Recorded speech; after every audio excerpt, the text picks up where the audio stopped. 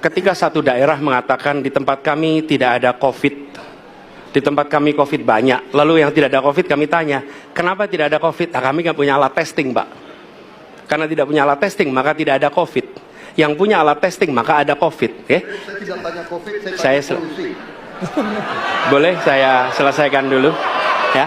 Jadi, apa yang terjadi? Di Jakarta kami memasang alat pemantau polusi udara. Bila masalah polusi udara itu bersumber dari dalam kota Jakarta, maka hari ini, besok, minggu depan konsisten selalu akan kotor. Tapi apa yang terjadi?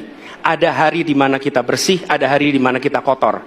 Ada masa minggu pagi, Jagakarsa sangat kotor. Apa yang terjadi? Polusi udara tak punya KTP. Angin tak ada KTP-nya. Angin itu bergerak dari sana sini. Ketika polutan yang muncul dari pembangkit listrik